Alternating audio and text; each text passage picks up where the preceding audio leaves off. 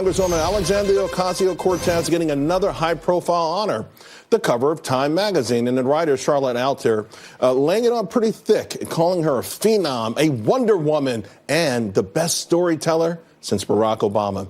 And while that may be somewhat hyperbolic, AOC is already having a major impact on the business world, less than 3 months on the job. In fact, she just declared victory.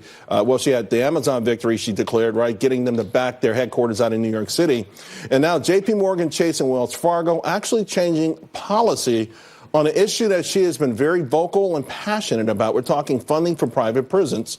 Joining me now to discuss, Jillian Meltzer, writer for the Wall Street Journal editorial page, Hatley Heath Manning, the director of policy for the Independent Women's Forum. Let me start with you, Jillian. Mm-hmm. So AOC pushes against these banks for providing funds and banking services to private banks, and JP Morgan and Wells Fargo stop. I mean, they can give it any excuse they want, but I think it's her. I think it's the AOC effect. Yeah, I think it's not just the AOC effect. She's the spear point at the head of this really sharp movement. I think we're seeing a lot of energy on the left, a lot of galvanization.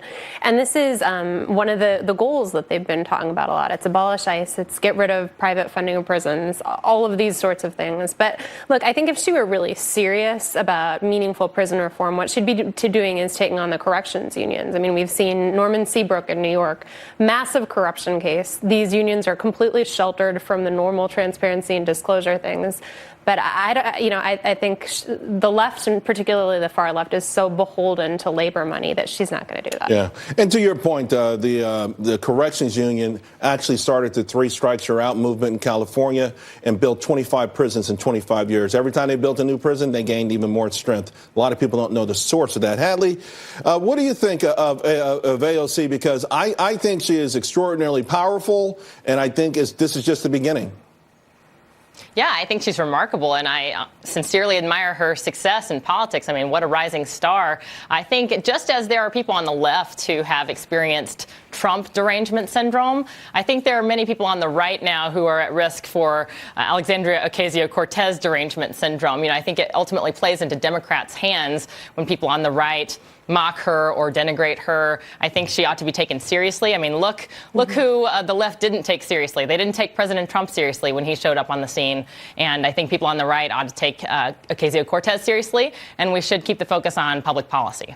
Yeah, I mean, and to your point, a lot of people on the right didn't take President or candidate Obama seriously, some calling him an empty suit. But, I think what people are concerned about, not the personality or the person, but the outcomes, Jillian. And I think that's something that we need to perhaps continue to focus on, because her grand schemes are going to be extraordinarily expensive and will change what America is completely. I mean, you are talking this will not be the America or on the foundation of what America's has been built on. Yeah, I mean, she is a true radical. She's looking at these proposals that will basically remake the entire American economy. If she succeeds in getting these passed, life in this country as we know it will not be the same.